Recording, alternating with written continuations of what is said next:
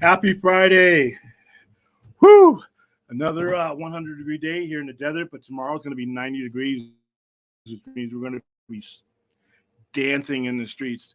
Welcome to the Sci-Fi Center Live. I don't even know what date it is. What is it? June 17th, 2022. This is our weekly Geekly conversation about as much pop culture and nerd stuff we can get to. I am dealing strictly with fun stuff. I will have a band list pretty soon, and we will have band topics like things like Ezra Miller, Amber Heard. Those things, don't even bring them up. I'm just here to have fun. Some of the topics we're going to talk about today are going to be some of the ones I listed before, which is Happy Belated Picard Day, which is a couple of days ago. Happy Superman Day. There are some things that I did not list on the preview. We are getting a Game of Thrones spinoff with Kit Harington, and that's all I needed for today. That's all I needed to know when I woke up today, is that I'm getting more Game of Thrones. I absolutely cannot wait for House of the Dragon on August 21st. That's going to be 10 weeks of happiness for me. So I am 100% on board with anything going forward with Game of Thrones. I can easily forgive them for the last 3 episodes, episode 8, especially if this turns out to be a sequel and we can actually start undoing some of that madness. But that's one of the topics I'm going to bring up today. Strange New Worlds, episode 7. We're going to talk about that. In every way, even if you don't 100% like each episode that Strange New Worlds puts out, there's something that improves about the show each time out. There's something that moves that show forward every time that they hit the screen. Even if it's just Pike's hair continuing to grow into this giant, unfathomable pompadour. But everything about the show, to me, like I said, this week's episode, these last 2 episodes have taken a lot of elements of a lot of Trek that I like. Even there's some elements of DS9 if you were watching close enough there. So we're going to talk Strange New Worlds, Obi-Wan, a show that I had said all along I could have done without, as far as not wanting to hear any more from the Skywalker saga anymore. But objectively speaking, the first 3 episodes I enjoyed. The last 2 I have not.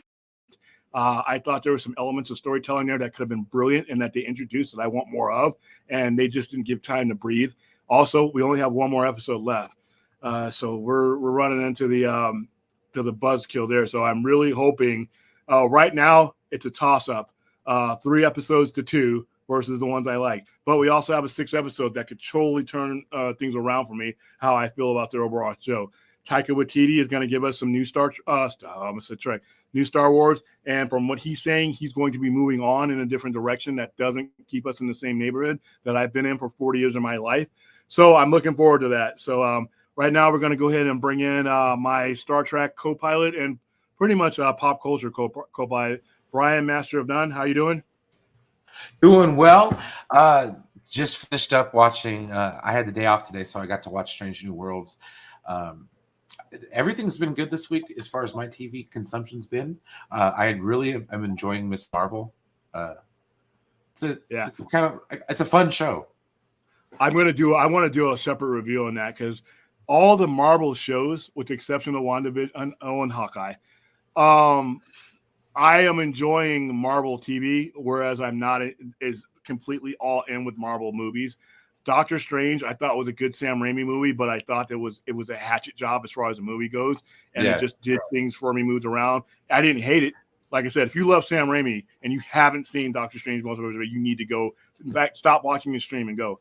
Right. And then we have Thor coming up, and the 3 Thor movies have done nothing for me. So if we're not promoting those, I'm probably going to wait until those end up on Disney side. I know other people love, and I love Taika Waititi. But it's which Taika Waititi am I getting? Am I getting Ragnarok Taika Waititi, or am I getting Jojo Rabbit?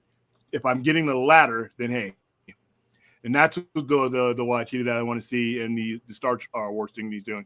All right, and our next other co-pilot, I don't consider this guy a co-pilot. If we had a motorcycle and we had the little itty-bitty sidecar, I might let him hang on to the wheels.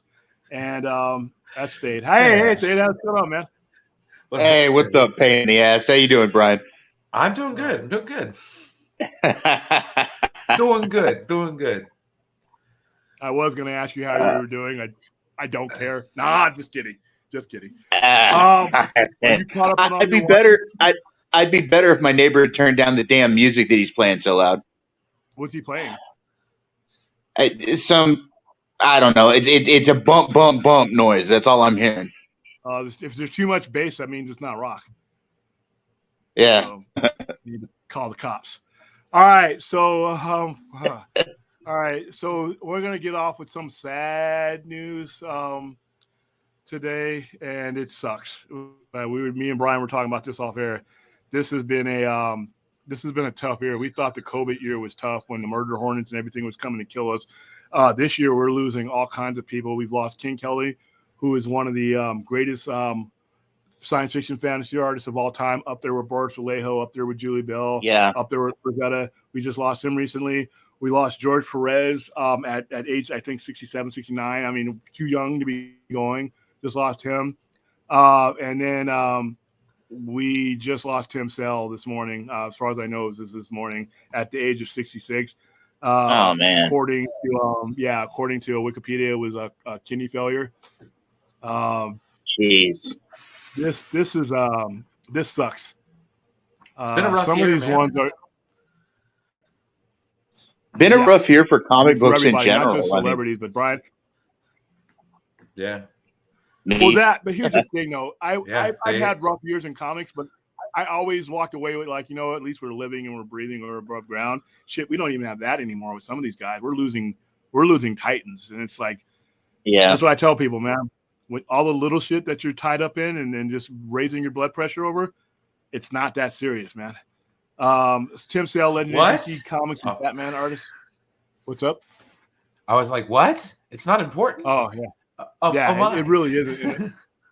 If it's not furthering your life to have fun and relieve stress, fucking get out of it. I mean, this is and we all been in atmospheres where the fun turns into stress. I'm like, I'm done with that. And this is why, because she's 66. You don't know how much time you have to mess around with any of this stuff. So dead at 66. According to, like I said, Wikipedia, it was liver or kidney failure.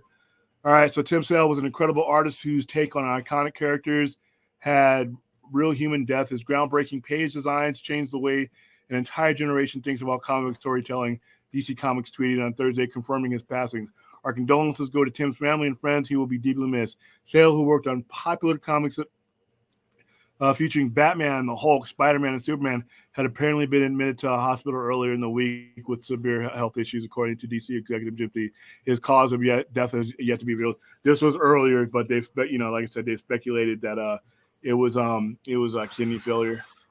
Serious. I mean, most people watching this, most people that have come in my store will know Tim Sale from The Long Halloween. That's probably in most people's eyes his most famous work. I mean, I got the special edition that they came out with, the Long Halloween special part. I think part one. I had this and it did very well. This was after everything comes up, and this is that Tim Sale and Jeff Lowe, 66 years old. And like I said, he was one of those guys who you don't have to.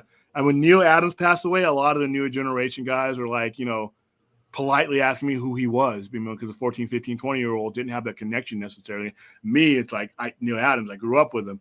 This guy right here, he's crossing over to the younger generations. Millennials know who he is, and what generation, what people have bought. I mean, I can't think of anybody who's buying Batman right now that didn't buy The Long Halloween or wasn't influenced by it. Heath Ledger in interviews has always said that part of his influence for his Joker was the Long Halloween.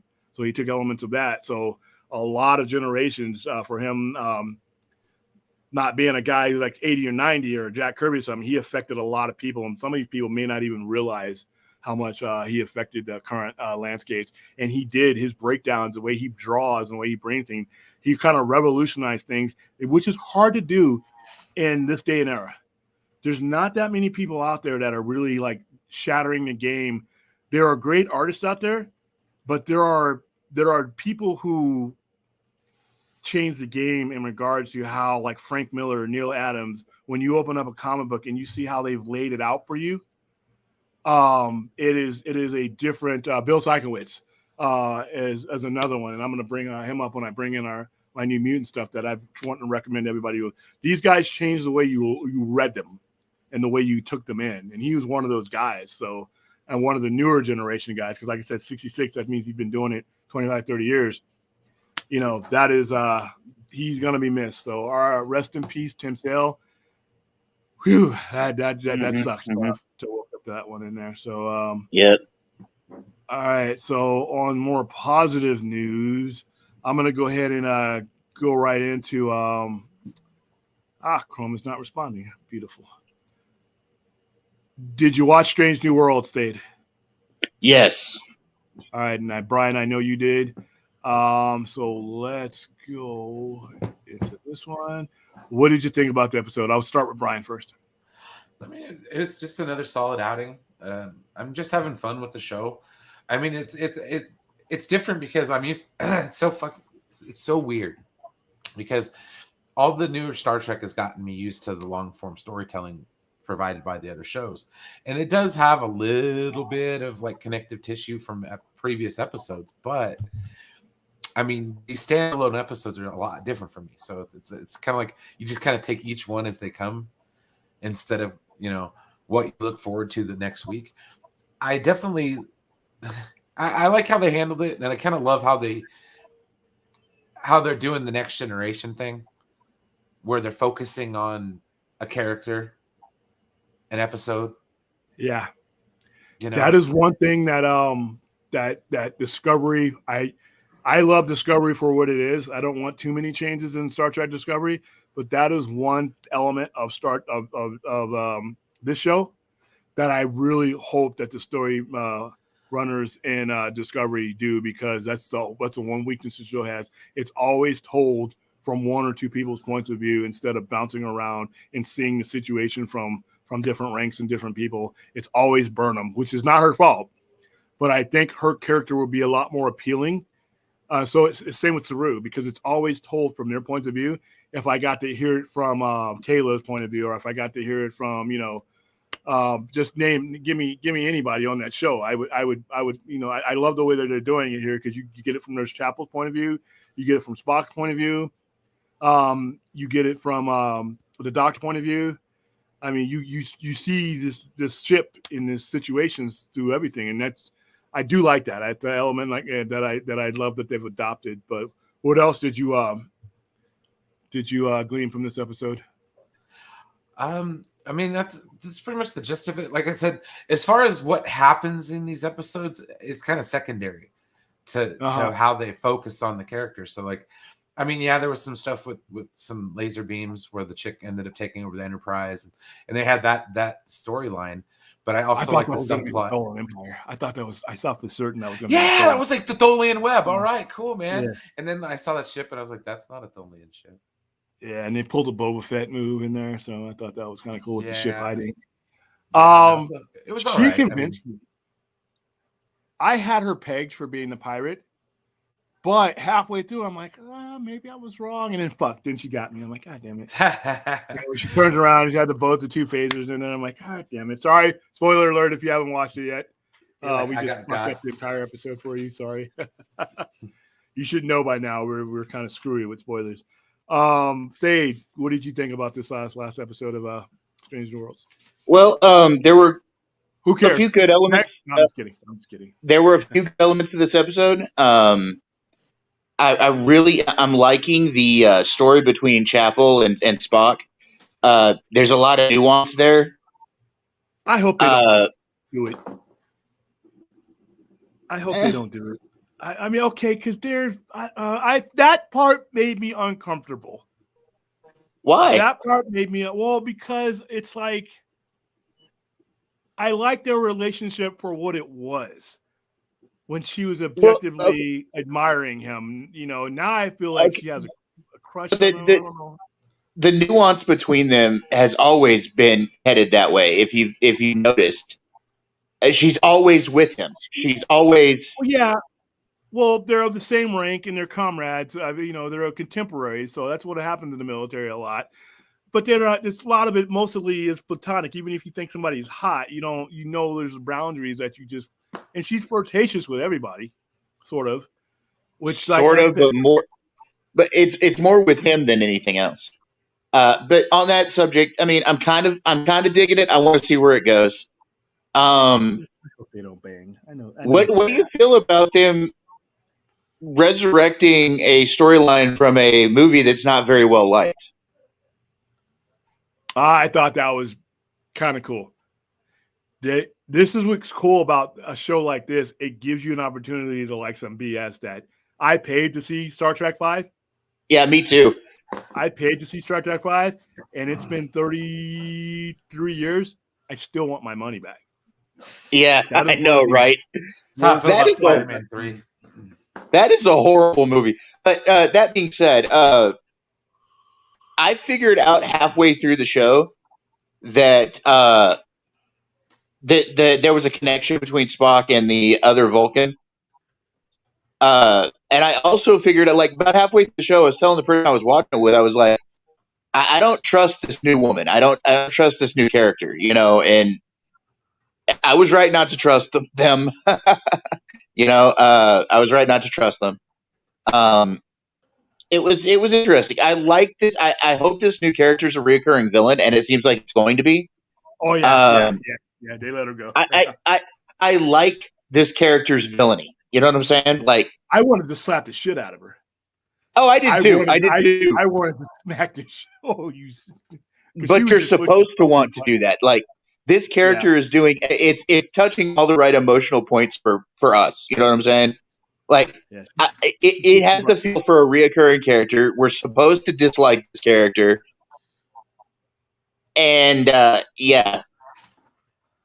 Do not make the mistake the Discovery did though with the Orion, with the Orion, the boss, the girl. Oh, what's her name? Ryan, the one that Burner kills. You know, she's the villain.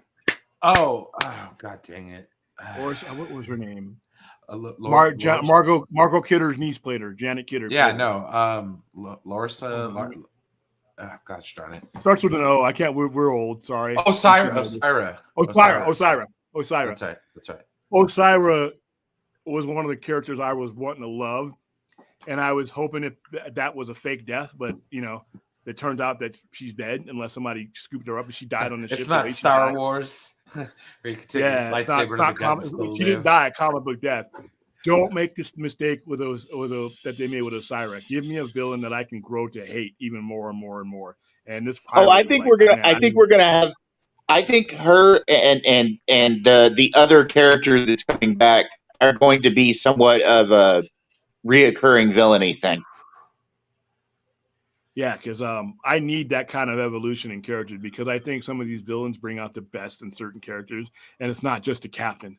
If you look at it, he wasn't that big of a factor in this episode as far as I was concerned. No, I didn't feel him as I had that was perfectly fine. That it wasn't just all about him. But the specter of him is good. Like, I hope they play that specter for a few more clicks. You know what I'm saying? Like, before they fully premiere that character, I hope they play with the specter for a little bit. You know what I'm saying? Like, build the hype for him for all intents and purposes. Yeah, there's a lot going on. Like I said, there's a lot to look forward with this show because I just don't know where it's going to go. He's leaving the Enterprise with next season. He's at the point in his career. I keep saying this, that he should not be on the Enterprise. He gets promoted. He should be moving on. His mission is over, so he should be moving on. Yeah, Pike should be heading towards Fleet Admiral. I love the mutiny thing that they tried to do on the pirate ship. That was funny. Oh yeah, I love the aspect of that on the episode. That was really interesting. Trying to play the crew against each other. And they were dumb enough; they fell for it. Yeah. Like I said, this episode was fun. Like I haven't seen a preview for the next one yet, but I'm really having fun with this show, and I'm glad that that this show has provided a window for even my old friend, old Trek fan, to. Whether they want to admit it or not, they're liking the show. The numbers bear out that they're liking the show. Paramount put out the numbers a couple weeks ago. The show's doing very well. And I hear it talked about in circles that are usually swimming with old Trek fan. And you know how old Trek fan feels about everything, but old Trek fan is liking this. Doesn't like anything else. I actually converted a friend of mine that said he wouldn't touch New Trek at all, and he started watching Strange New Worlds, and he's getting into it like really good. So, yeah, I'm not going to call them hypocrites. I'm just going to say welcome in, welcome back. Yeah, welcome back. You know, leave the hate for all New Trek alone. And I'm not going to throw it in their face that you wouldn't be having Picard if you didn't have Discovery. They just weren't going to throw a bunch of money at Picard unless they had success with Discovery. Yeah. So we're all going to be eventually, we're going to be like, we're in counseling right now. We're in group therapy right now. Old Trek fans in there with me. The psychiatrist is sitting at the head of the table. I'm on the other side, and we're Strange New Worlds is work. It was the medication that we're working out our issues with. And one of these days, I hope to reunite with old Trek fan. William, we've got a good question in the chat. It's Jalen's question. I would like to answer that if you would bring that question up on the screen. Jalen, so first of all, I will always and forever suggest the original series. It's only 3 seasons long. There's good episodes, there's bad episodes, but it's an enjoyable show. Next Generation is 7 seasons long. A bit more convoluted, a bit more going on. First 2 seasons are that's all I'll say about that. But after season 3 on, it's a good show. Voyager was solid. Deep Space Nine was solid after a few seasons.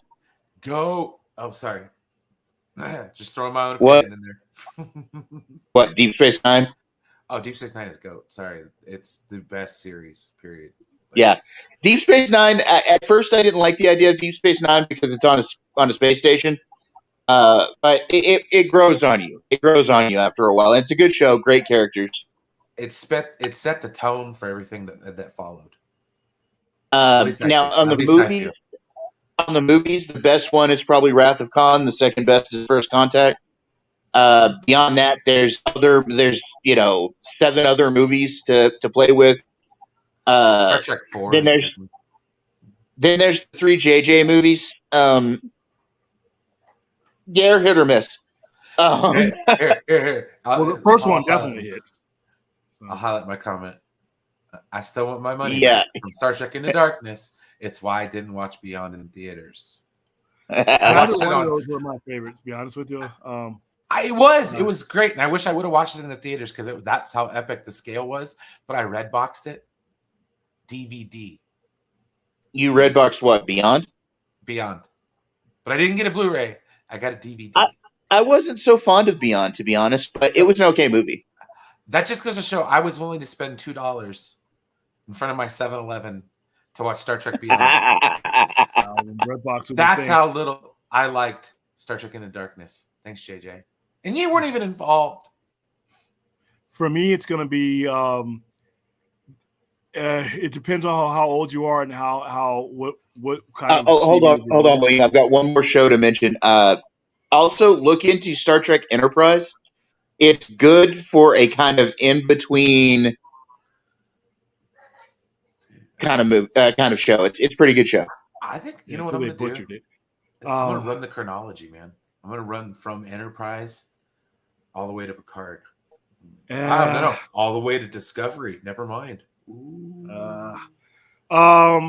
For me, depending on how old you are when you jumped into Star Trek, if you're liking Strange New Worlds, I would go ahead and watch the original series if you haven't already seen it because it gives you a basis for everything.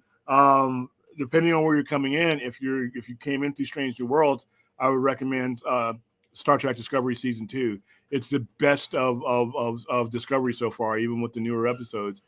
As far as long-form storytelling, the best show from year 1 to 7 was Voyager. It had the best storytelling. It had the most complete storytelling earlier on throughout. It's the most consistent. It has the best Vulcan. It has the best character development from 1 year to 7 than any of the other ones do. And then after that, I would go and I would take any of the rest in order. You can go ahead and watch Star Trek: The Next Generation if you want. If you can sit through the first 2 seasons, which are awful, they lead up to something very good. DS9 is a good series. The only problem I have with DS9, it took them too long to get to where they were ultimately going. and the character development plodded along, even though they knew exactly where their show was going. The Dominion War was always the point of DS9 from second one, minute one, episode one, and it took them 3.5 years for that to resonate. And then I thought they shortchanged the rest of the story, and I thought a lot of stuff was rushed. I didn't like the way DS9 ended, ambiguity, like, you know, with as far as like Cisco. I just had some issues with that. Overall, it's still good Trek, but like I said, those are the order I would go in. As far as movies goes, I know it's not going to be popular, but Star Trek: The Motion Picture does set the stage for cinematic Star Trek, even though Star Trek Wrath of Khan is different. It lets you know where this version of Kirk is. You see him now. The iconic name of Captain Kirk is etched in people's heads. You first see him for the first time after the series has been canceled as an admiral. He's actually an admiral for the first 4 movies until he's demoted at the end of 4. So he's an admiral, and he's not in the captain's chair. And that carries over into Star Trek: The Wrath of Khan. The fact that he's not in the captain chair is bothering him, even in Star Trek: The Motion Picture. When he takes Deckard out of that chair, part of it is tactical reason, but part of it is that he has not let go of the captain's chair, and that bleeds over into Star Trek 2 when McCoy gives him the advice that he would ultimately take and ultimately give to Picard, who didn't take it, and you got to get back in that chair before you really do get old. And that's the running theme out of the verse 2. Star Trek 3, I thought is good, but it's not the greatest. Christopher Lloyd does a great job playing a Klingon, playing anything. Star Trek 4 is one of the great Star Trek movies. One of Star the Trek best stories of all time. That Star Trek 4 was actually my first of the Star Trek movies. Just like Brian here. I will say, to go back to DS9 for a minute, Deep Space Nine actually has a sci-fi nerddom record holder for in the later Dominion War episodes for the most starships on screen at any given time. They did that several times. It beat Return of the Jedi out for that record, and it is still holding, as far as I know, that record for the most starships on screen at the same time. Yeah, what you leave behind is the episode. As far as Star Trek 5 goes, I think Star Trek 5 is actually one of the worst major Star Trek or Star Wars science fiction movies, period. It got released in a time which I called the summer of the sequels. Everything that year seemed to be a sequel. Indiana Jones, Crusade was a sequel. The only blockbuster movie that was released that year that wasn't a sequel, ironically, was Tim Burton's Batman. Ghostbusters 2 came out that year. Wrath of Khan, not Wrath of Khan, Star Trek 5, which was horrible, came out that year. Lord Vigo. Indiana Jones, Crusade came out that year. So it was a lot of your money was coming with sequels, and a lot of them weren't very good, in my opinion. Ghostbusters 2 wasn't as good as Ghostbusters 1. Last Crusade, I didn't think it was a great movie at all. It was my first Star Trek experience in the movie theater. Star Trek 5 was my first Star Trek experience in the movie theater. My apologies to you. So yeah, it was just made basically. It was a summer of sequels. Everybody knew these movies were going to make money. Didn't mean that they were going to be good. But Star Trek 5 was absolutely horrendous as far as Star Trek standards go. Now, wasn't it actually written by William Shatner or directed or something by William Shatner? It was directed by William Shatner. So. Yeah. I think it was co-written. I think. Yeah. Yeah.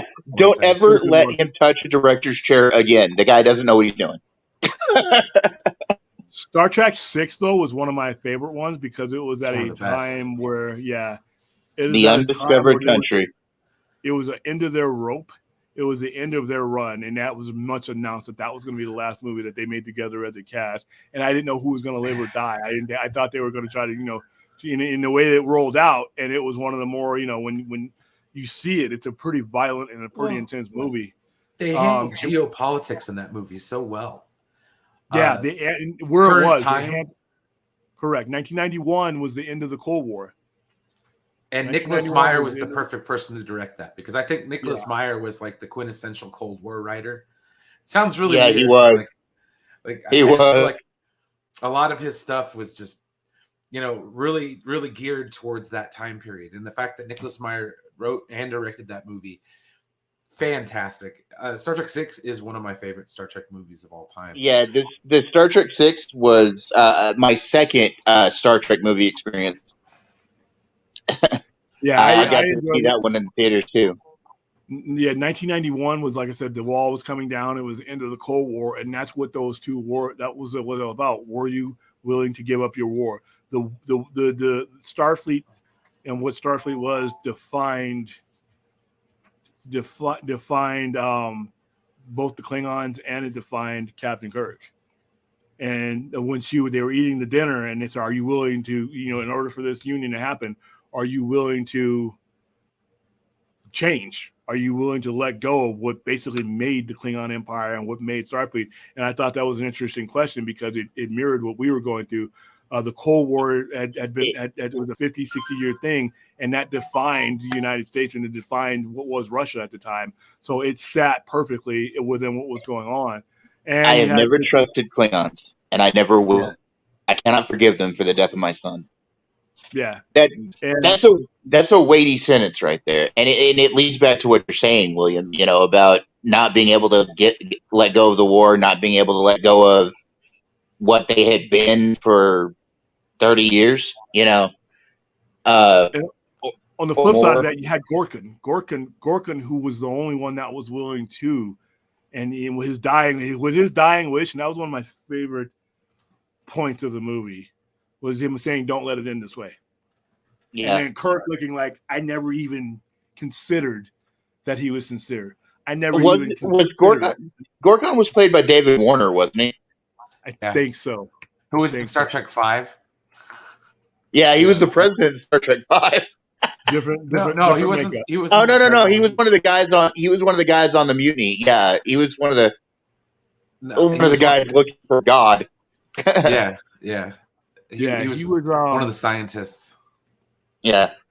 But when he says that, and like I said, you see Kirk evolve from the guy who just basically hates Klingons to the point where he's a pivotal point now. He's the only one left. It was him, because Gorkon is dead. And for him to, like I said, I never, we were with him in the movie theater. We were with him cheering on, his hatred for Klingon. Every time you saw him beating up Klingons, it was like we were always rooting for Kirk. But like I said, this was something different, to where after all these years, it was the only time in the last couple of movies that William Shatner's Kirk-driven character evolved. And now you see him turn the corner to the point where now he's the champion of peace. He's the one that's making it happen. And I thought that movie was one of the better written Star Trek stories. I also loved how the final Khitomer Accords, the Khitomer Accords were going on, and that was something that was mentioned at the time in Next Generation.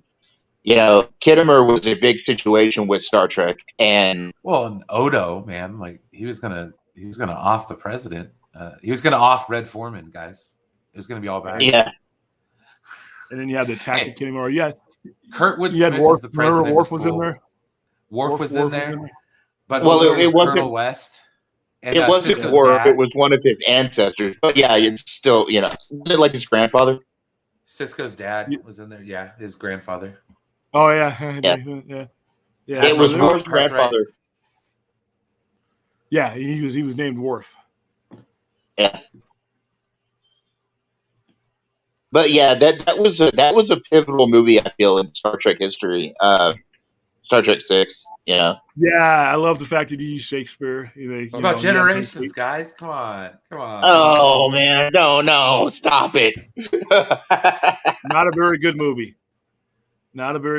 I thought that, given that, there was fanfare. All that was if I told you, we got to get Captain Kirk. We got to get Captain Kirk. If I told you the year that I got into Star Trek and why I like Generations, the year was 1994.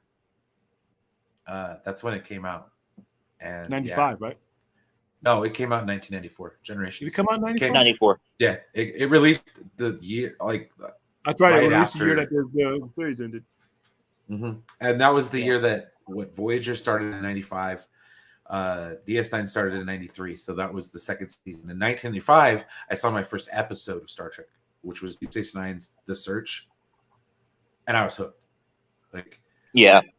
my inner Star Wars fan that had no Star Wars content in the mid '90s was like, "Yeah, let's go, dude!" So I really enjoyed that. But then I watched Next Generation because it was on every day after school. So, yeah, because it was in syndication. It went in. That was one of the cool things about those two shows. Yeah. They were both first run syndication. But you know the one thing that's iconic about Generations though is the ship that we had been watching for 7 years in Next Generation gets destroyed in that movie. Yeah, but it makes a way for one of the best enterprises ever. So Betazoid drivers, am I right? You know, yeah, women drivers, right? It's also the debut of Data's emotion chip.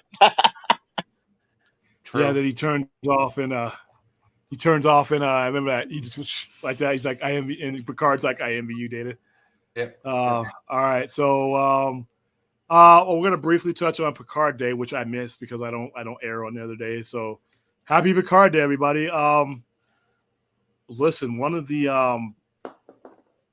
I mean, when he first hit the air in 1987, he got a lot of heat. No Star Trek fan I knew as a kid was going to give him a chance. And from behind the scenes, he was an asshole. From what I hear, he was a jerk to everybody. When he first came onto the scene, he's like, "I'm this Shakespearean actor. I'm this accomplished. Look at me. I've been in Life Force. Ooh, Dune, baby. Yeah. Dune.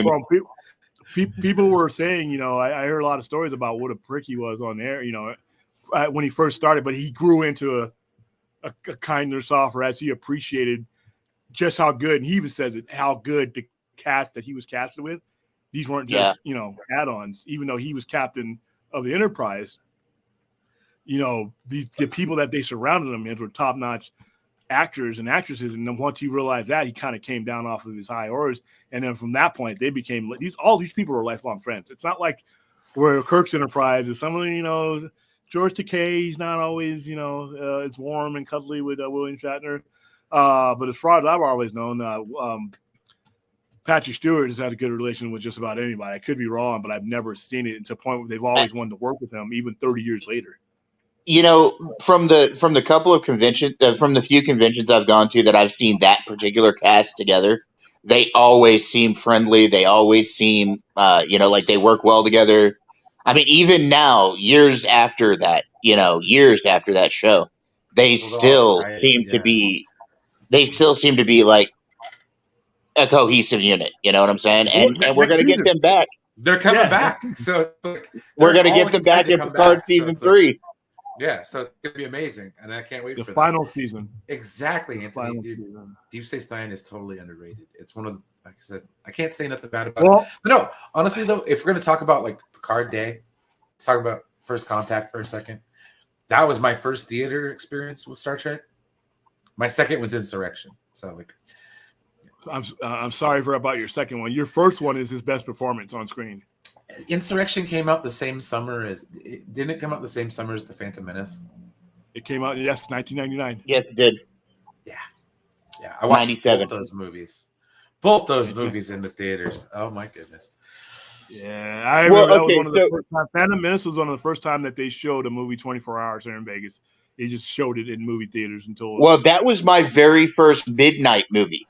That was it did a midnight premiere. And that was, I went with my dad to see that Star Wars movie. And then the very next day, I went with my dad to the midnight show, didn't get home to go to sleep because it was a Thursday night, didn't get home to go to sleep for school until 4 a.m.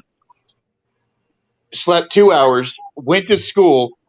And then after school, I went and saw the movie again with my friends. I was working graveyard at a supermarket. And as soon as I got off, because it was playing 24/7, I went to one of the casinos that was showing it, and I watched it. I was like, I fighting myself to stay awake because, like I said, and just to reiterate, by school I mean college. I was in college at the time. Yeah, because your ass is old. The best on-screen performance of Patrick Stewart's career, as far as in the role of Jean-Luc Picard, is First Contact.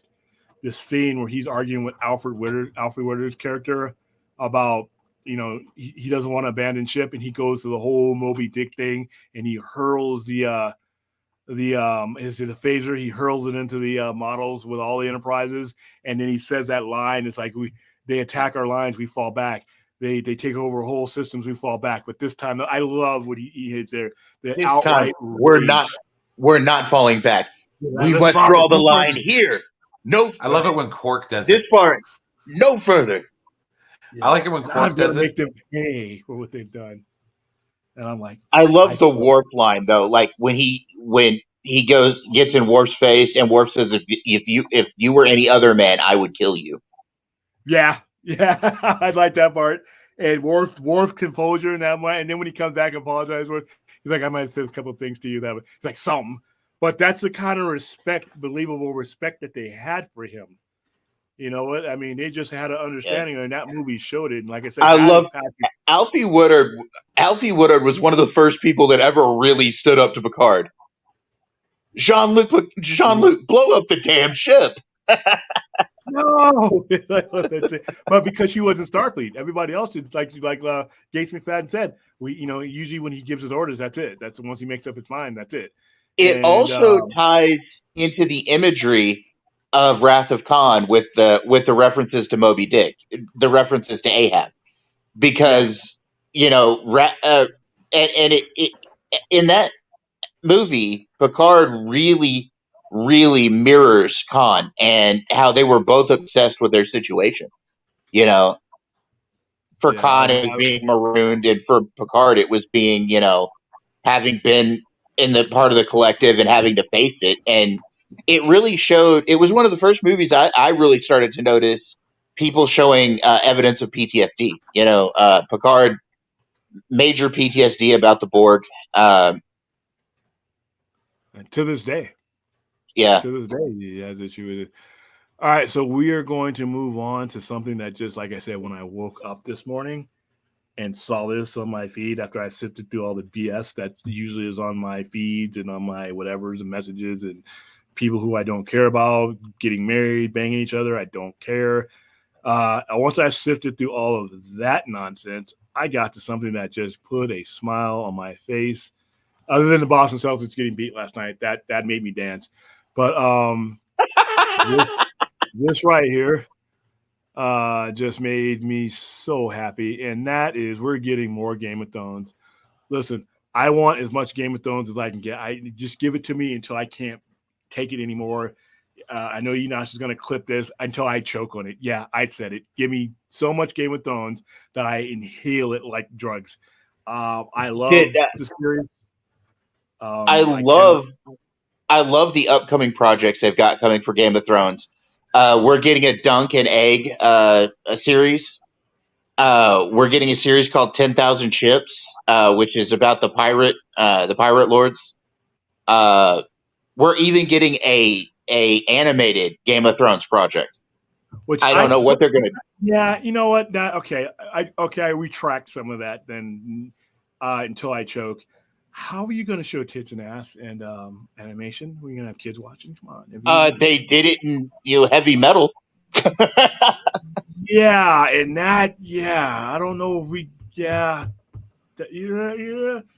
I guess if you're going to make R-rated animation, you just do whatever the hell you want to. Because, like I said, Game of Thrones, not to be misogynist, but Game of Thrones is known for some things, and brutal death and some skin is part of it. I mean.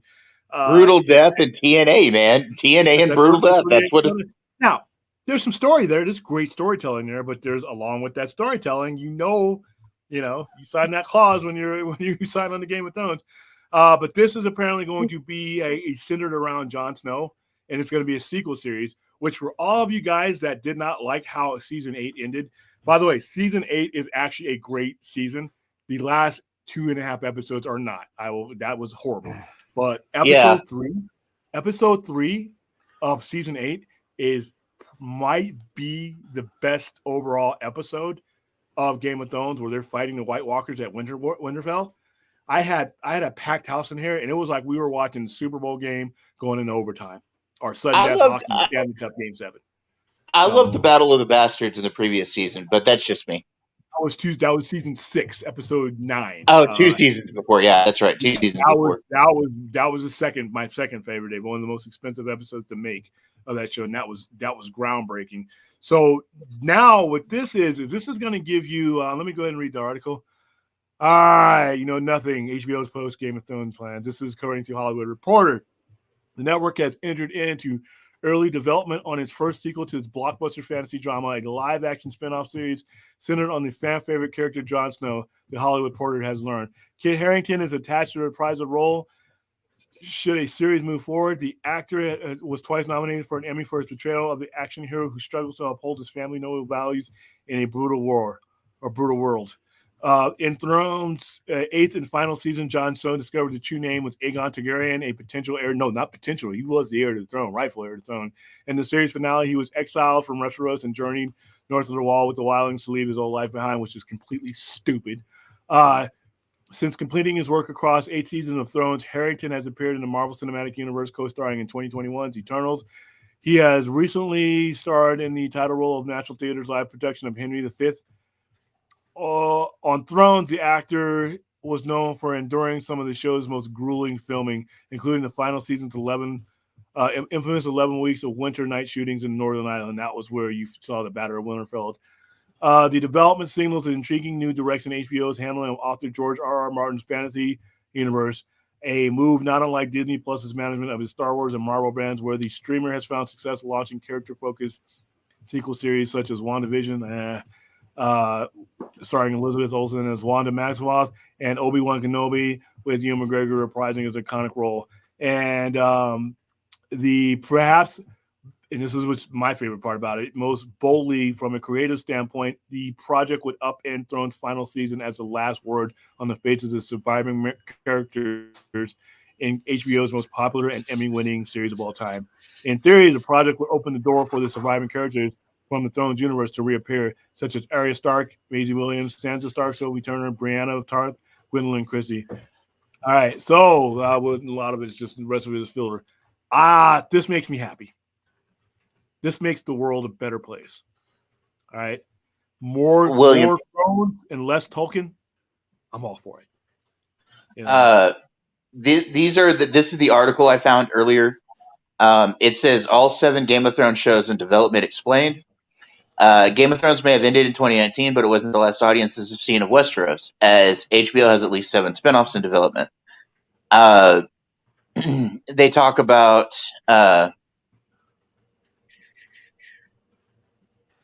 hold on, let me find where they're actually talking about the projects. Give me a second.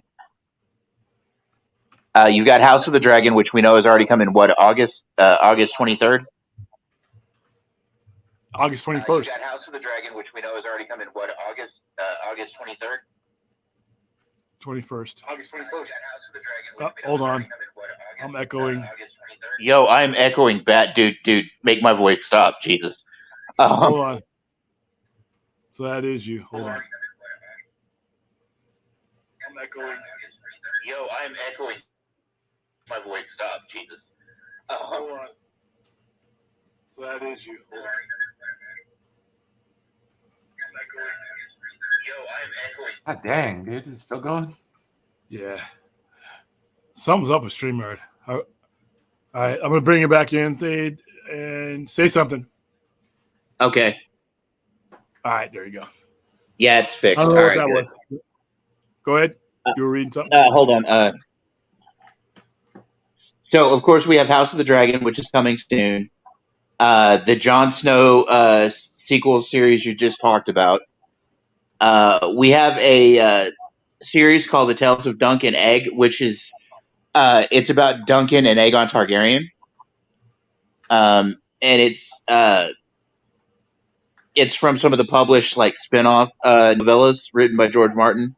It's about the guy that was the blind maester at the Wall. Yeah, he was the older brother to the king that was the Mad King. Yeah. It's about him and a hedge knight that will eventually become Sir Duncan the Tall, Lord Commander of the Kingsguard. Yeah. Then there's a Game of Thrones animated spinoff, like I said. They don't really say much here about it. Then we've got another prequel spinoff called Nine Voyages, which is going to be about Essos. Well, that's a lot. And then we've got 10,000 Ships, which is about Princess Numeria of the Rhoyne, which is a character that was mentioned in the Game of Thrones main series. And it was isn't her it wolf was name Arya. It was Arya's hero or whatever. Yeah, she named her wolf after her. Yeah. All right, so I'm happy with that. More Game of Thrones, less Lord. Oh, we're also getting a show that they're simply calling Flea Bottom. That's going to be a sleazy show. Yeah, it's about the slum. It's about like the lower level people in King's Landing. Like it's going to be street level sort of dirty stuff. It's going to be like the Game of Thrones version of The Wire. Yeah, basically. Because all the stuff that goes on, all the prostitution that goes on. You see now, what's his face? Dabro said it smells like shit down here all the time, 24/7. I'm like, ooh, yeah. Hey, let's do a show about that, yay! But I'm looking forward to it. Like I said, continue to give me Game of Thrones. Just give it to me. I can. There's no such thing. I will watch it all. So like I said, the only thing that sucks about Game of Thrones now is it's not on the air until August. So are we going to review episodes of that by the week when it comes out? I'm going to have a live show. I will have a show on my own, my network. And I got to start doing, now that things are starting to slow down as far as like some of the stuff I've been working on, I'm going to start doing some stuff on the Sci-Fi Center's channel, the proper channel. Some live streams of the show, live after show, because like I said, we also got like 4 or 5 shows to record for Present too. we do. And like I said, I've just been busy and getting slammed, and we got movie stuff that we're working on. We got the Black Phone that I'm promoting right now that we have a screening for on Tuesday. We just did Jurassic Park last week, and this is summertime, so this is when all this stuff starts to happen. We'll have Thor coming up. That's the only way I'll see Thor is if we have to do a premiere for it. Otherwise, I'm going to wait till Disney Plus. So there's a lot going on. So yeah, when Game of Thrones comes out, that's my thing. That's going to be one of the few things that's going to be on my channel that's not a 5 or 10 minute thing, because most of the stuff that's on my personal channel, the Sci-Fi Center personal channel, will be 5-10 minute bam type of things like that. But Game of Thrones will be the one that we do like a post show, and I'm going to do it because we're going to have a crowd live. I'll actually do our post show and we'll have a crowd behind us. That's cool. That's going to be awesome. I'm looking forward to that. And then we'll be asking them questions and all that kind of stuff. So yeah, I'm looking forward to House of the Dragon big time. So, all right. So yeah, more thrones. I can't express how excited I am for what's coming up when it comes to Game of Thrones. All right. What else do I have on my topic list? I was going to discuss Happy Superman Day, but they may be too belated. But hey, only thing I can really say about Superman is I need more on the big screen. I need more on the big screen. Yeah. I need more Cavill. By the way, the premise that Henry Cavill is too old at 39 to play Superman, I literally almost choked. I had top ramen broth go through my nose when I laughed, when I choked and laughed at that at the same time. Well, it's also like their other argument about Henry Cavill not playing Superman anymore is, well, he's got The Witcher and he's got these other things and he's got Highlander coming up and blah, blah, blah, blah. I'm like, dude, there's more than enough precedent of actors doing several things at the same time. Doing movies while they're doing regular series. You know what I'm saying? Like, stop it. Especially with The Witcher and the way The Witcher is filmed, it's all done in bulk anyway. Most of these things are done in bulk to where you're talking 3, 4, 5 weeks on a set in particular, and then the post-production does the rest. So that alone is silly, but the age thing, The Rock is 50. He looks great. Henry Cavill, when people say 39, they think of themselves at 39. Like William at 39, no, we're not doing anything. Brian at 39, Dade at 39, I don't even want to look at myself in the mirror sometimes before I with a shirt off. So, but I don't Henry get out of bed Cavill, without like a handful of exactly. backwards, I don't so. turn the mirrors away. But Henry Cavill at 39, And plus, the thing about it is we're talking about an established Cavill that's already been Superman. I could see the argument if we're saying we're going to debut him at 39, but you have he's already an established Superman that people like, and he's in his stars on the rise. Henry Cavill is not too old to play Superman. I thought that was crazy, but hey, you know what? I just like to point out it's been 9 years since Man of Steel. 9 years. Yep. And Cavill, even though he's 39 years old, he still looks like he's early 30s. He's not, like I said, he's not YouTuber 39. He's Hollywood actor with money to stay in shape 39. So that's a big difference. So he also comes from a family of rather health conscious people that are all, soldiers or active, So he's gonna be fine, people. Like let's stop spinning the story here. All right, so let me get to guys, I'm gonna take off. I'm gonna go start another live stream really quick because somebody's all right, Brian. Sleeping. All right, cool, man. See you later. All right, y'all, take it easy. I was gonna bring up the graphic for Obi-Wan, but did you watch Obi-Wan this week, State? Yes, I did. What did you think of this episode? I actually like this episode, but I see what your problems with it are that you discussed with us the other night. Yeah, Enosh ambushed me. Yeah. No, I get it. There were some things that were clunky with this episode, but I enjoyed the episode. Probably one of the best so far of the episodes for me. But I can understand oppositional views. You know what I'm saying? I can be objective. Yeah. This episode for me, like I said, it mirrored the same problems that the last couple episodes did. Is that it's just disjointed, and they gave me, like I said, I know why Anakin Skywalker has animosity towards Obi-Wan. I had the prequels to build up that energy. I did not need a flashback for that. What I did need was a flashback of Third Sister once you revealed that that's what her journey was.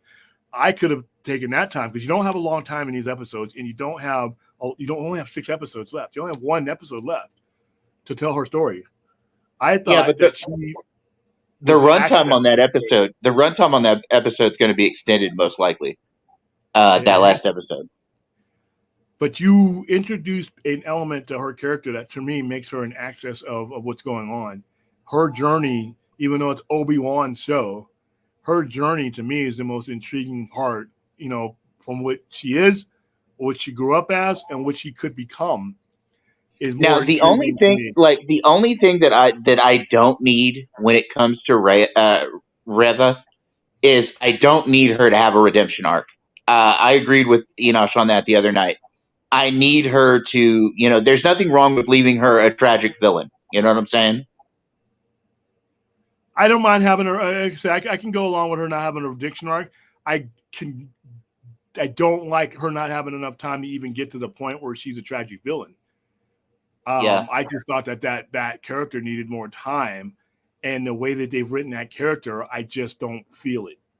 I just don't feel it like I'm supposed to. I don't feel the heartbreak that this person went through as a child watching their friends get slaughtered, even as I'm hearing her say that. There just wasn't enough force behind it. I don't get the turn. I know what they're doing, and it's logical, but there's just not enough time left for them to make it to put any bones on it. And they wasted a lot of time with things like I said. Give me a flashback of her progression, and maybe like I said, in their defense, maybe they'll do that in episode 6. So like I said the other night, I'm holding out judgment because episode 6 could come in and sew everything up to the point where I'm like, well, that's great. Thank you for doing that. The problem I have, like I said the other night when I was talking to Enosh, was that I will wholeheartedly agree that the premise of the show I thought was something I didn't need. I said that for a year. I also said that about Peacemaker. And yet I was objectively able to analyze Peacemaker on an episode-by-episode basis and ended up enjoying it. Me not agreeing with the premise of something doesn't mean I can't objectively give, an opinion about it, good or bad. Well, Otherwise, yeah, of course, of course. What I want to say about it is this, and normally I'm the Marvel and Star Wars shill, as people have called me. The only thing I wish the Disney Plus stuff would stop doing, I wish they would expand to a 10-episode format. I think the 10-episode format works better than the 6. And I think they're starting to learn that, because now some of the shows that are coming are going to be longer, like She-Hulk and stuff like that. They're going to be longer runs. Yeah. And I think they really need to expand to the 10 or maybe even 13 episode expansion. You know what I'm saying? Yeah, I would be okay with 2 more episodes with this character. I would be okay with an episode, episode 6, having 8 or 9 episodes, right? And having one of those episodes exclusively dedicated to her and her frame of mind and how we got here with her. Instead of giving me Obi-Wan and Anakin, which I know how we got there with them. Now you got me into this show.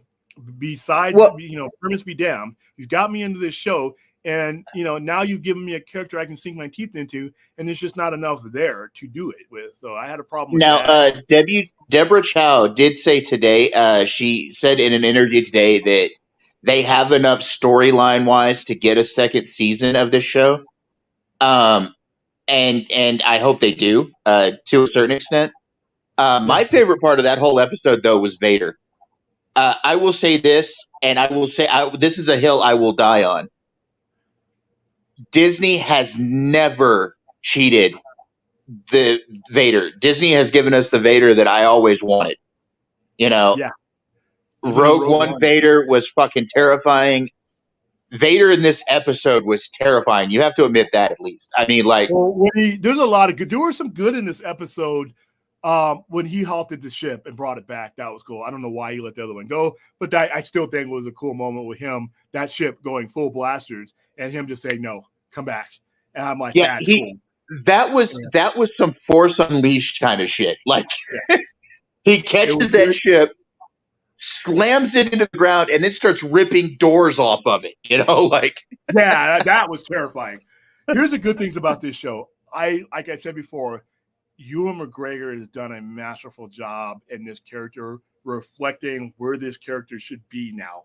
Reflecting the guilt, reflecting the PTSD, reflecting the still having some belief in the Jedi, even though he doesn't want to do anything right now because it's going to get people killed. He's biding his time.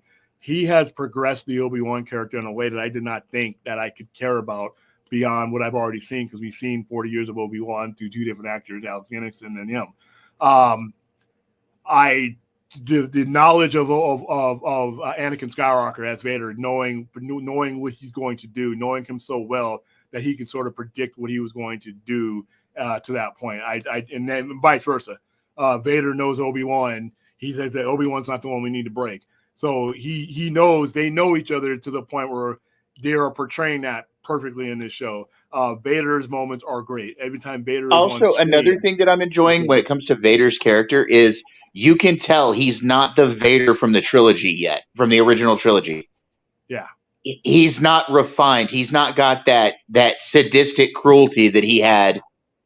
He doesn't have the quiet that he had as Vader in the original trilogy. And what I mean by that quiet is he's very, even though he's choking people out and everything in the original trilogy, he's very calm about it. He's got that sinister, slow he doesn't burn. even use his hands sometimes. When he's killing that one admiral, he's just standing there. He's just looking at him like.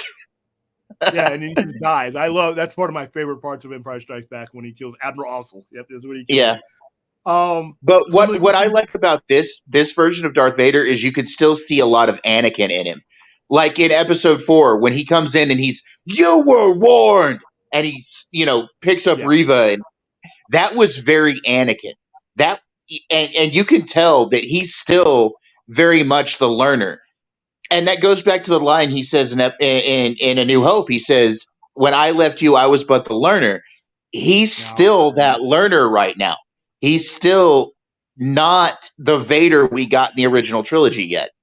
But I think that's another good thing, that they are portraying him as a time accurate one, A lot of people think of Darth Vader and they think of the fully formed, fully completed, disciplined Darth Vader that you see in Star Wars, Return of the Jedi, Empire Strikes Back. But he has a shorter temper in this show, which makes more sense.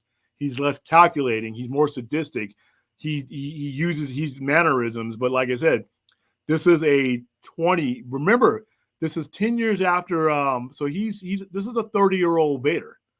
Yeah. This is a Vader. This is a prime Vader. The Vader that we see in Star Wars: A New Hope is 40, not old, but he's 40. He's seen 10 more years of battles and with other Jedi and hunting down. So he's worn down, and he's a machine. He's probably at this point that you see Darth Vader.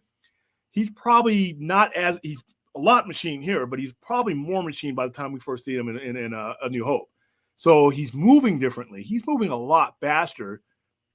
Like Rogue One, Rogue is consistent, but by the time we see him for the very first time in that first movie, he's old. He's in his 40s. He's probably had more damage done to him. So he's very little human there, and he moves about it. Everything he does now is with the Force. So I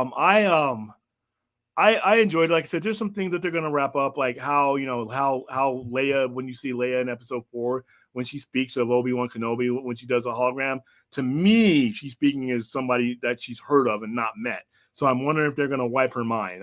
Or he's going to do something. I don't think so. What I think is she was being more formal. Like you don't, when you're recording a message, you don't have to remember you saved my life when I was a little girl. I don't think that she was trying to be formal in that recording, but that's just my opinion. Because I don't think there's the Clone Wars. She refers to the Clone Wars. And that's but she also says you served my father in the Clone Wars, which she didn't serve Bail Organa. Bail Organa wasn't in charge of the military. So, that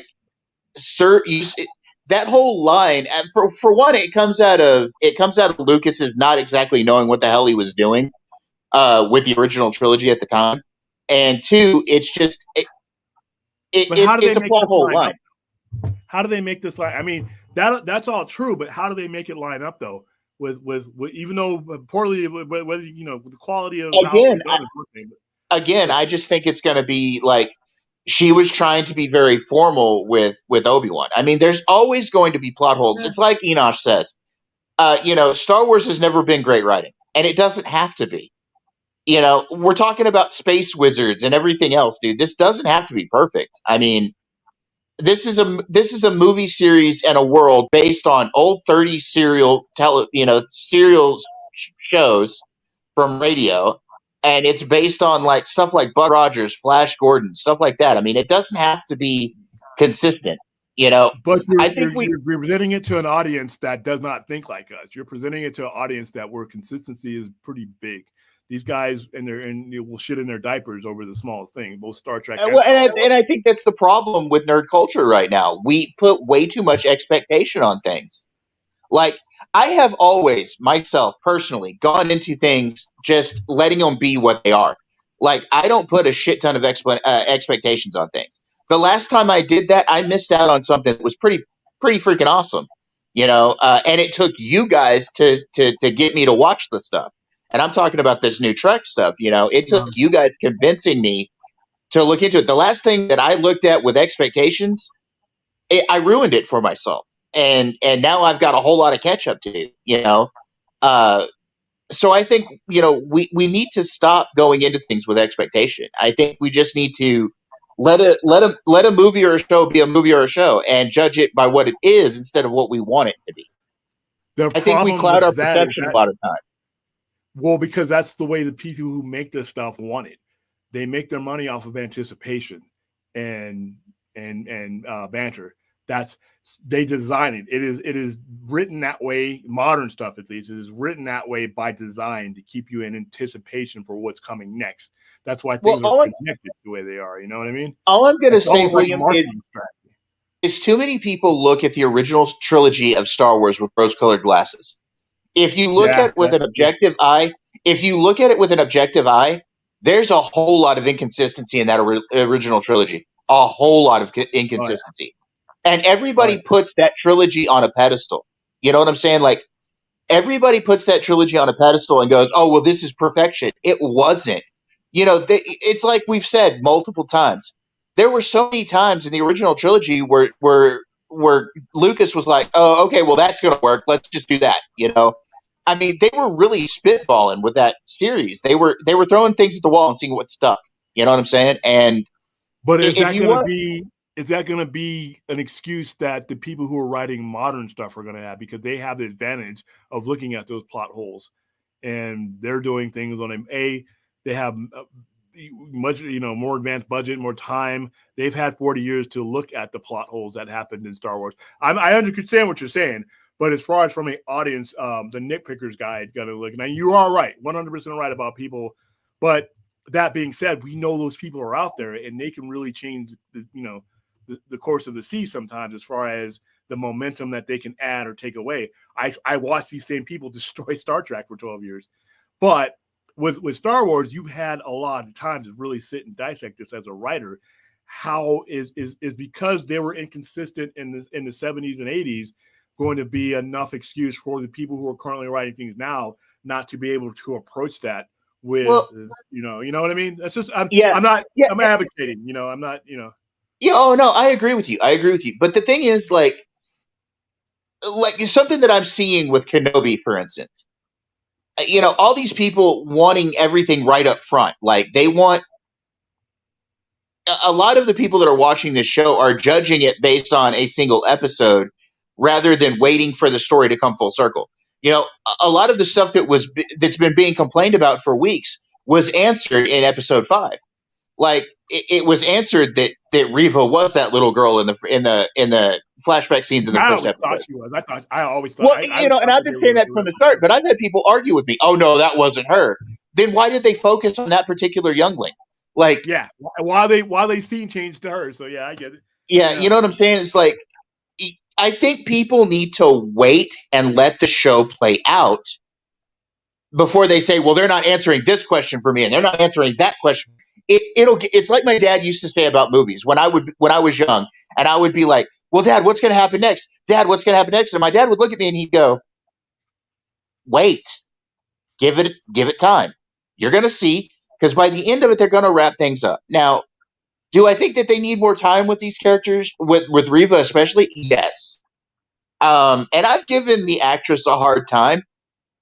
I don't think that, and I think it's kind of her fault and the writers at this point. I don't think Reva is done well. I think that there's some inconsistency with her character, but I think we're getting more. I think it's getting tied together more than we thought it was originally. With the story, like episode 5 answered some questions for us about Reva. But I think that, like you said earlier, I think we need more time with her to actually feel anything about her, other than just mild annoyance. Like, just seeing John Cena's character, I'm like, seriously, this is what I'm sitting here watching. But in episode 4, they went from just laying the boneheaded groundwork for his character and actually diving into why he is what he is. And that's, to me, the most important thing a storyteller can do, no matter what the genre is, no matter what the movie series, especially if you're telling things in a long form format, is why is this person what he is? Why he or she is? And that's where I thought, once I got to that point where Reva, that's where I thought that I should have gone to next. Maybe they'll do it in episode 6. And like I said, I reserve judgment for that. And if they do it in episode 6, or if they say, hey, we're going to do another season and we're going to flesh out, all right, cool. But as we stand now, I thought that that there was a turning point in her character that I thought could have really been grasped onto. And instead of making it predictable, that and Vader knowing who she was, what she was from the start, that's a Vader type thing for him to do and know. I thought that Obi-Wan should have been on the level as Vader was, as far as figuring that out a lot sooner. But hey, you know what? That's fine. Yeah, that didn't kill the storyline. Well, I just thought that there was a lot left on the table here. But oh geez, we got bots. I want to point out something that Jalen's saying here. Says Reva is a watered down Trilla for the Kenobi show. Trilla was the second sister, the Inquisitor character in Jedi Fallen Order, the video game. Okay. I have been saying from the start, Jalen, that this should have been Trilla, not Reva. I I think that they would have benefited a whole lot more from having Trilla be in this show instead of creating this new character of Reva. They've done some with her, Jalen, but not a whole lot. Episode 5 did bring more of her story forward, but it was something that, like, if you're really paying attention, it was something that you should already know or just glean from what's going on. Another big problem I have with the show, because I watch it with other people, and I watch it with a different group of people every week. Like I said before, a lot of people that are watching these shows did not. Everybody thinks that every Star Wars geek thinks that every other Star Wars fan has watched all these other shows, that they've watched Rebels, that they've watched, that they played the games, and that they've read the comics. The vast majority of people that are watching Obi-Wan, that are watching The Mandalorian, that are watching these things, have not watched those or experienced those things. So that's a part of the thing, you know, and I haven't watched a lot of, I've watched enough. I watched Rebel, I watched enough of them, and I just got tired of that era. And so I tapped out. Has nothing to do with the quality of it, but I understand that people watched it. But the proportionate amount that people have watched it is vastly different than the people who know the original trilogy, who know the stuff that's in the movie theaters, and they know Baby Yoda. And that's the problem with having an extended, expanded universe with anything, Marvel, DC, Star Wars. And I knew this problem was going to come when we started getting Disney Plus shows and movies. You know what I'm saying? Like, I appreciate the Disney Plus shows more than the movies now, like you've been saying, especially with Marvel.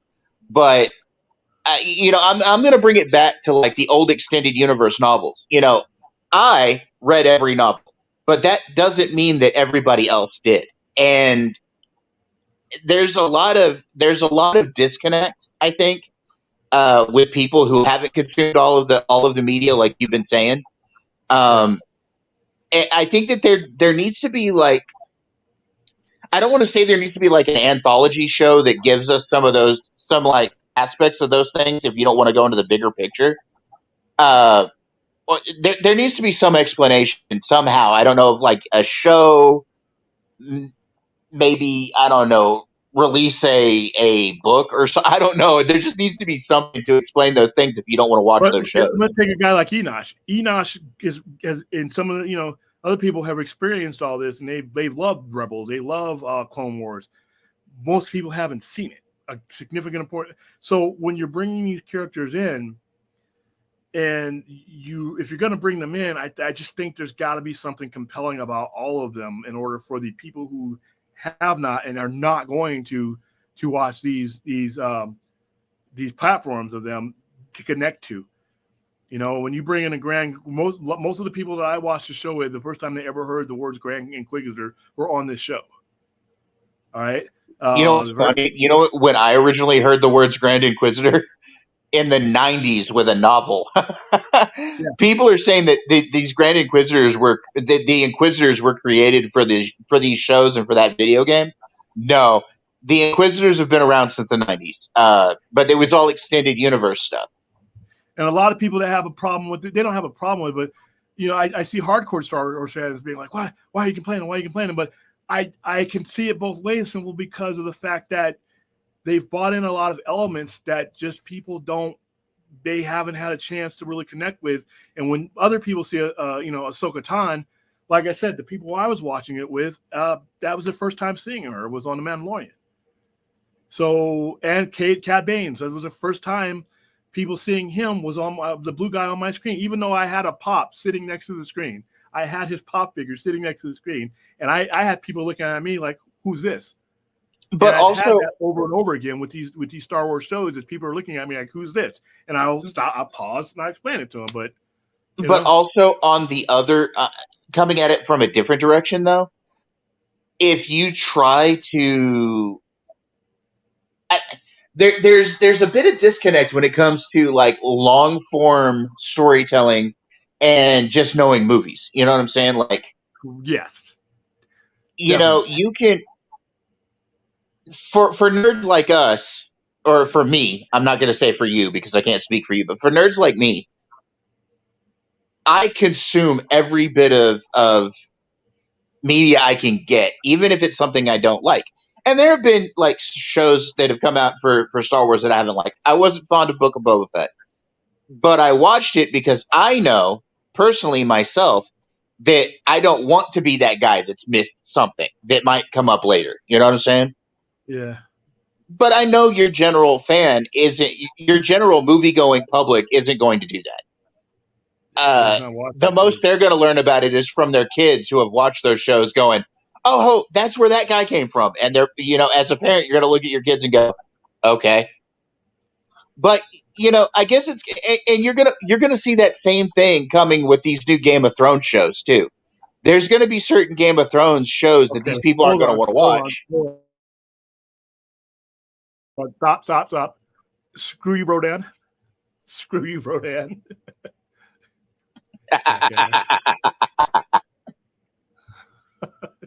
All right, go ahead. I'm sorry. I just saw that pop up. You know what, Brodan? I loathe you, but that's okay.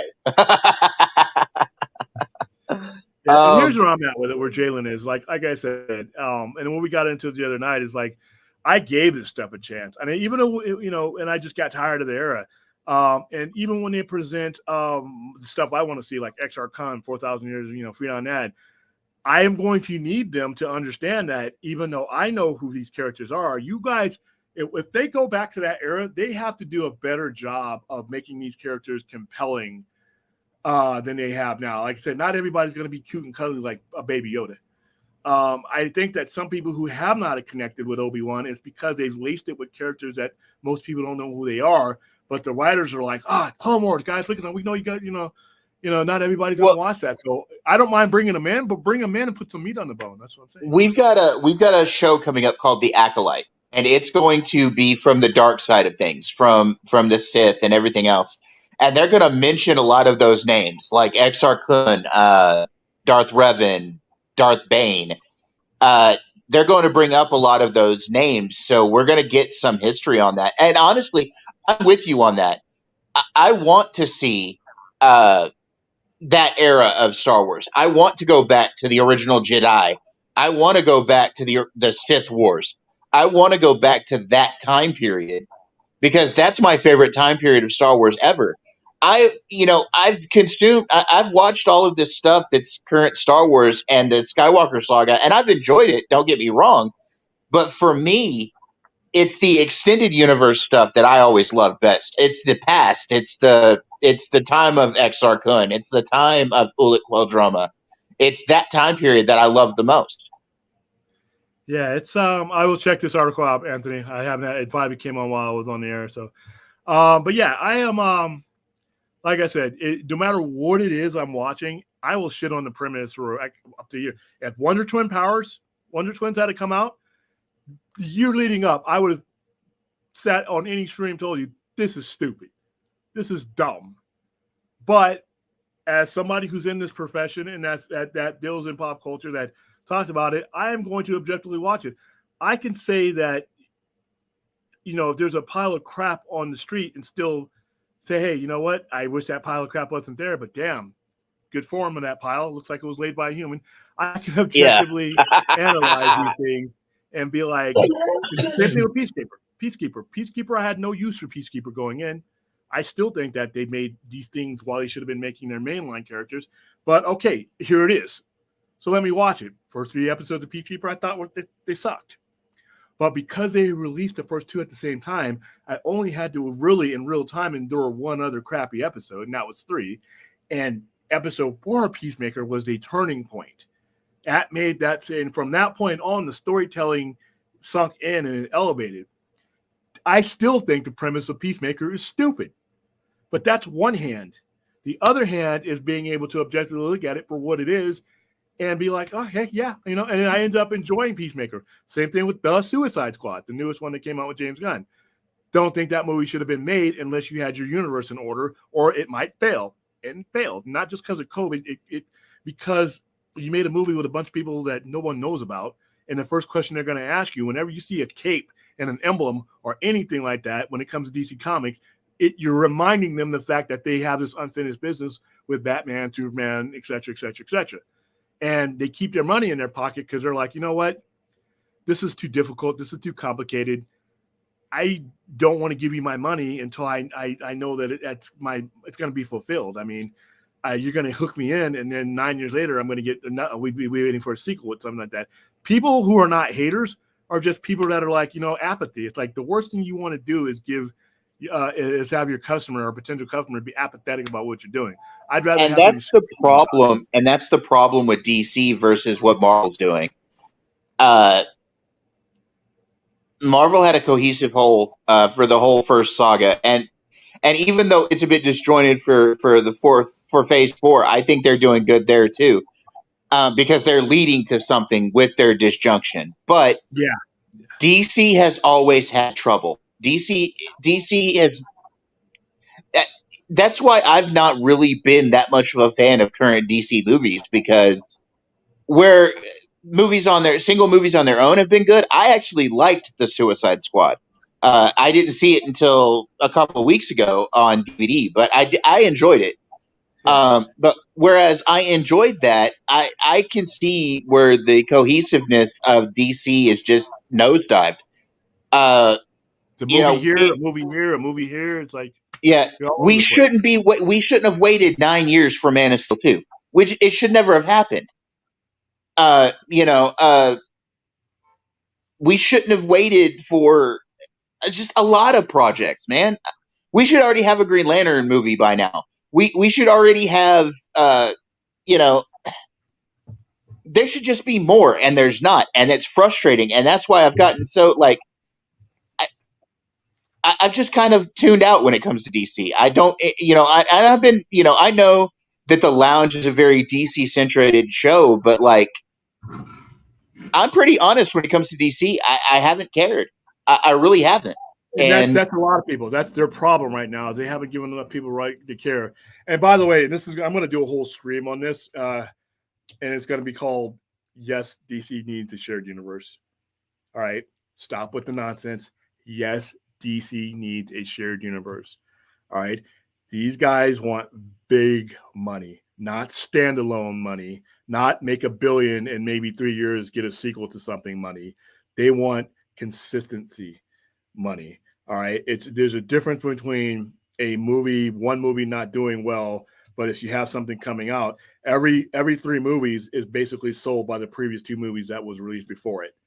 The type of money that these corporate entities want to make is not going to be made in a standalone movie. And standalones can exist, but not in lieu of the shared universe. That is the comic book way of telling the story. It has been that way for 80 plus years. I keep hearing people say, this is just focus on standalones. No. If they want to go bankrupt and lose investors and never get people to finance their movies, yeah.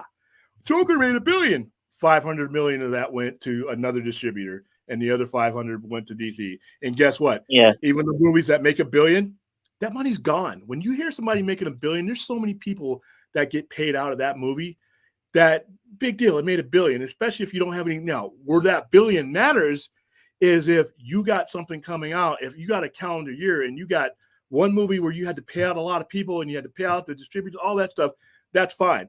But if you got another movie coming down 6 down, that's your commercial that you had to pay for is that one movie. That next movie, you're increasing your profit margin because you have to do less work to keep people going with your product. So yes, shared universe is a must when it comes to my DC biggest film. problem with DC is there's been no cohesiveness. And I think you said it best when you said the standalone movies can work as long as you have a framework to build them on. And as much as I loved Matt Reeves, the Batman, it's not part of the shared universe. As much as I love Joker, it doesn't connect to anything. I'm okay with that. What I'm not okay with that is that being in lieu of. If you want to do a Batman Elseworlds on the side, that's great. As long as you have a Batman superhero that is connected to the main universe. Like, we've said this about Marvel before, but I'm going to say it about DC. DC started the concept of multiverse. Yeah. If you want to, and I think you and I said it one night on a Poindexter Lounge stream, we were talking about how, well, if you want to make things like Matt Reeves' Batman, put an imprint on it. Say this is Earth 3 or Earth whatever, One, Earth 2, you Earth know. Prime. Yeah. So that way, if a person just wants to follow the storyline of that Earth, they can do that. Yeah. I've been saying it for 2 years. Brand your houses. Do like Game of Yeah. Thrones does. We have a House Targaryen.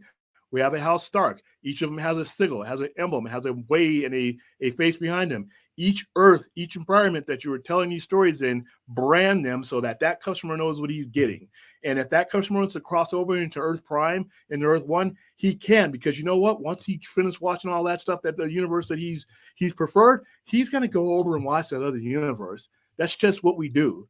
You know what? But And then we every know once in a what we're while, as a big event film, cross the universes.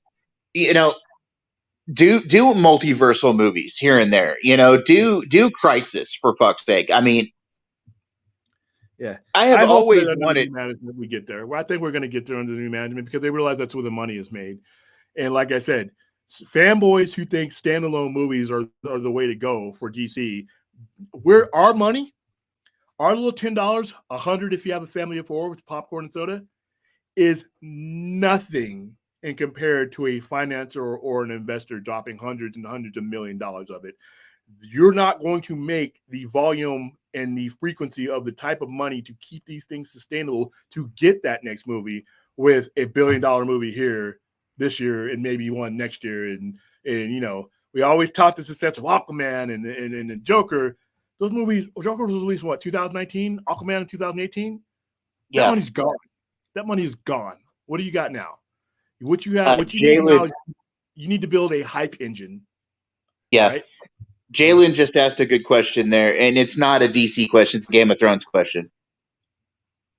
Off topic, but post Dance of the Dragons, who or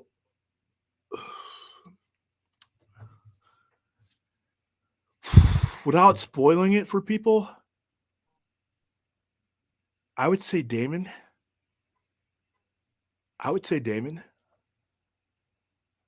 No, he's I asking can't. what the strongest house is.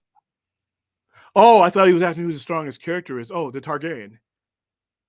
Off topic, but post Dance of the Dragons, who it's still going to be the Targaryens, even though they pretty much cannibalize themselves and kill half of their. It's still them, and you know this why? Here's how I answer that. Even in Game of Thrones, the story that we first got introduced, they were still in power up to 18 years prior to the events of Game of Thrones. So even though this takes 200 years prior, even though they're obviously, you know, we know that this is a Targaryen civil war, but even with all of that, they are still in power 200 years later. They're not deposed until Robert's Rebellion that takes them out. And because remember, Game of Thrones takes place 17 years after the House Targaryen falls. So I'm going to still say that they're the strongest house because they're the ruling family all the way up to Game of Thrones. So there's my answer to that without spoiling it for anybody. All right, and I don't know what that's about, but okay. All right. Does anybody have any other questions? I think I covered all my topics. I think we did it well. All right, guys. Thank you for showing up. Thank you for giving us an hour and a half or a little bit over an hour and a half of your very busy Friday. I know, like the flight attendant always tells you when you land, you have several choices when you fly. YouTube has millions of choices. Thank you for choosing us, whether you're watching this live or watching this on a replay. Thank you for your comments. Thank you for your input. And we will see you hopefully sooner than later, but definitely next Friday at 6:30. We will be doing something with Blade Runner because next week, June 25th, is the 40th anniversary of the release of Blade Runner. And if you've listened to me on any level, you know I am a huge fan of Blade Runner. I consider it to be the greatest science fiction achievement of all time. Everybody's got their thing. They got Star Wars, they got Alien, they got Star Trek. To me, it's Blade Runner. The way I see the world from age 8 on is through the lens of what Blade Runner provided me as a child.